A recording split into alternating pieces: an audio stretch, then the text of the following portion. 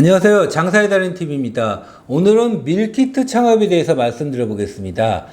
제가 웬만하면 이게 다른 브랜드라든가 다른 업종에 대해서 좋다 나쁘다는 얘기를 좀 안 드리는 편인데, 요즘 보면은 저희 쪽으로 문의 오시는 게 밀키트 본사를 차리신다는 분도 많이 계시고, 가맹점을 매장을 창업하신다는 분도 굉장히 많이 있는 편입니다. 하지만 밀키트 창업 같은 경우 굉장히 큰 위험 요소가 있습니다. 무턱대고 창업해가지고는 지금 1년, 2년 안에 진짜 큰 손해를 보는 경우가 많이 발생할 수 있을 것 같아가지고 간단하게 정리를 해봤습니다. 밀키트 브랜드 같은 경우는 제일 유명한 브랜드가 벌써 200개, 250개가 넘어가다 보니까 유사 브랜드가 벌써 프랜차이즈만 30개가 넘었어요. 지금 이게 준비하고 있는 브랜드들 굉장히 많고요. 특히 이게 프랜차이즈 선수라고 하죠. 기존에 100개, 200개 오픈했던 프랜차이즈 본사들에서 연예인을 쓴다거나 뭐를 하면서 유사브랜드 지금 굉장히 브랜드가 많이 생기다 보니까 아직까지는 괜찮은데, 그 30개 넘는 브랜드, 40개 넘는 브랜드들이 이게 동네마다 1개, 2개씩 생겼을 때 기존의 밀키트 전문점이 살아남을 수 있겠느냐, 그게 가장 큰 문제입니다. 밀키트 창업에 많이 관심을 갖는 거는 특별하게 조리를 안 해도 되고, 본사에서 갖다 주는 제품을 그냥 포장하거나 야채를 간단히 썰기만 하면 되고, 특별히 조리가 필요 없다 보니까 이게 어려울 것 같지도 않고, 아니면 요즘 24시간이라든가 무인이라든가 키오스크로 해가지고 사람 없어도 3, 4시간 만에 있으면은 매장이 돌아간다고 생각하니까 좀 소자본 투자해가지고 쉽게 접근할 수 있다 보니까 밀키트 창업에 관심을 많이 갖고 창업을 하고 있는 편입니다. 실제로 지금 코로나 영향 때문에 좀 외식을 못 하다 보니까 집밥에 대한 게 강화가 돼 있고, 그러다 보니까 집에서 모든 걸 다 만들어 먹기는 힘들고 배달도 좀 한계가 있다 보니까 밀키트 전문점이 처음 생기면 동네 분들이 여기 새로 생겼네 하고 관심을 갖고 주문을 매장에서 주문해 가는 경우가 많이 있습니다. 그래서 처음 오픈할 때 같은 경우는 1+1이라든가 하나 사면 뭘 더 준다거나 덤 전략을 많이 쓰다 보니까 처음에는 손님이 많이 몰리는 편입니다. 소비자 입장에서야 이게 밀키트 점점 생겨가지고 가끔 구입하고 나쁠 건 없지만은, 창업하는 사람 입장에서는 과연 이 아이템이 계속 경쟁력이 있을 수 있겠느냐, 밀키트야 어떤 부분이, 어떤 업종이 경쟁인가에 대해서 생각해 볼 필요가 있습니다. 요즘 밀키트 제품 같은 경우 온라인상에 굉장히 많이 판매를 하고 있습니다.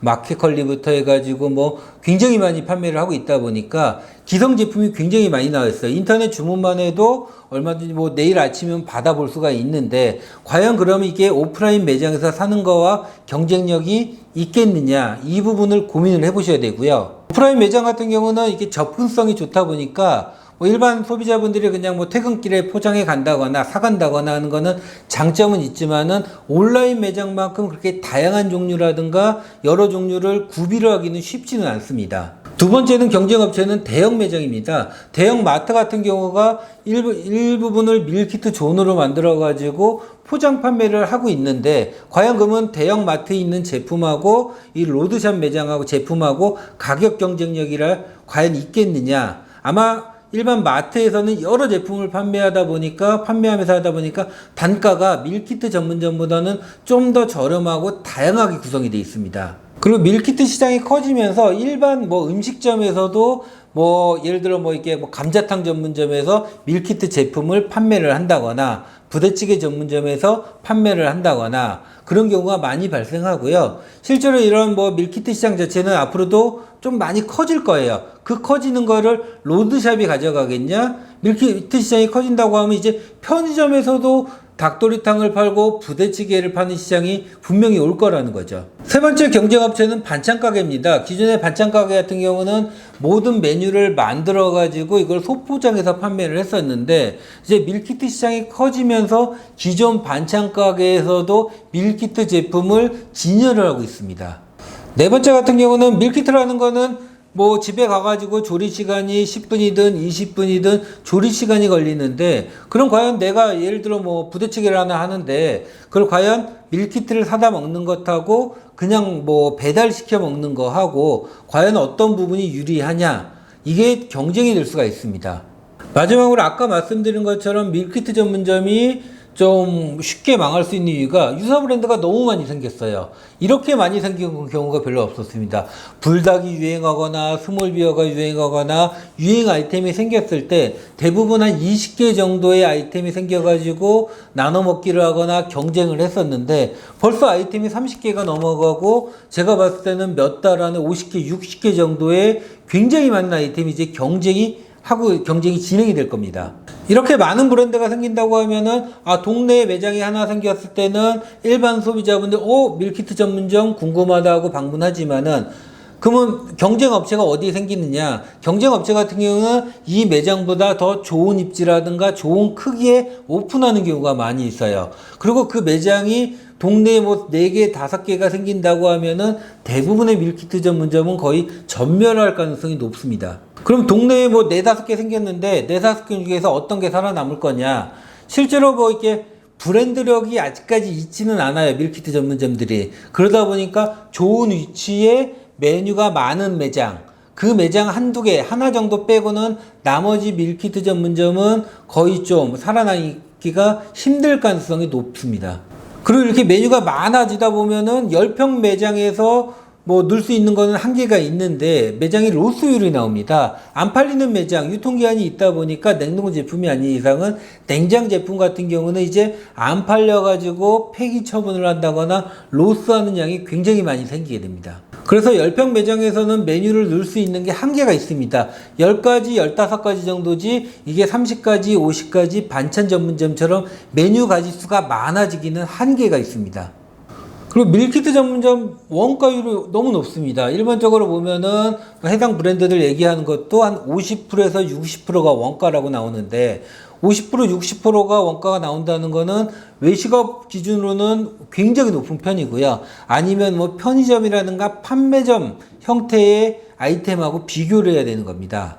그렇다고 해서 원가율을 뭐 50%, 40%로 줄이기는 어려워요. 밀키트를 산다는 거는 그 포장보다는 저렴하고 내가 개인적으로 사는 것보다 좀 더 편하다는 게 장점인데 이게 뭐 원가율이 뭐 밑으로 내려가기 쉽지 않다 보니까 5, 60%의 원가율을 계속 유지할 수밖에 없습니다. 그 뭐 타겟책으로 선택하는 게 배달을 같이 겸하는 경우가 많이 발생합니다. 하지만 배달을 한다는 거는 배달 광고료라든가 뭐 배달 대행료라든가 포장료라든가 이런 거를 감안을 한다고 하면은 생각보다 마진율이 굉장히 박하게 나올 수가 있습니다.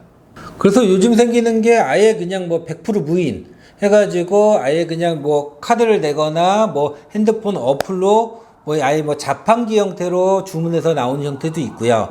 그런데 그런 경우 같은 경우는 마트 제품하고 아무 경쟁력이 없다 보니까 좋은 위치에 있다. 그거 하나밖에 없습니다. 마트가 더 싸고 마트가 더 다양할 수밖에 없습니다.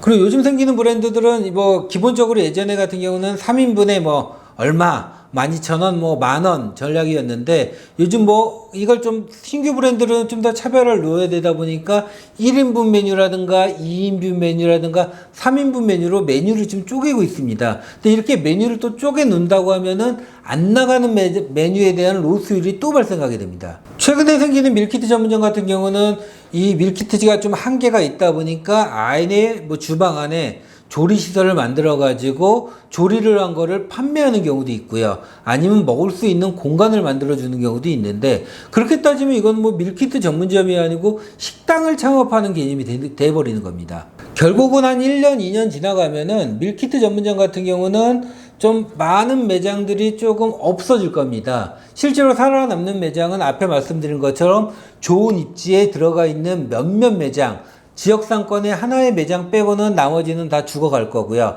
아까 처음 창업하시려는 분들 한 4천만 원, 5천만 원으로 한 3시간, 4시간 일해가지고 편하게 창업하시려는 분들은 아마 나중에는 다 망하실 거예요. 그 앞에 더 좋은 입지에 좋은 매장이, 큰 매장이 들어간다고 하면은 이분들은 실제로 살아남기가 거의 불가능합니다. 뭐 요즘 같은 시기에 밀키트 뭐 이렇게 소자본으로 한 5천만 원, 6천만 원 창업해가지고 하루 한 3, 4시간 일해가지고 편하게 돈 벌 수 있다. 굉장히 메리트가 있어 보이지만은 실제로 그런 창업은 없습니다. 그렇게 뭐 창업해가지고 꾸준하게 돈을 벌 수 있는 아이템은 없다 보니까 밀키트 창업한다고 하면 고민을 한번 해보세요. 내가 그냥 진짜 뭐 한 5, 6천만 원 투자해서 편하게 돈을 뭐 3, 400만 원 이상 벌어갈 생각을 한다고 하면은 안 하시는 게 맞고요. 오히려 내가 뭐 차라리 뭐 좋은 자리에 크게 내가 이걸 뭐 한 1, 2년 장사하고 나중에 좀 업종이 변경을 하겠다. 이런 개념으로는 가능한데 소자본 5천만 원, 6천만 원으로는 밀키트 창업 안 하시는 게 답일 것 같습니다. 이상 장사의 달인 TV에서 밀키트 창업에 대해서 알아봤습니다. 감사합니다.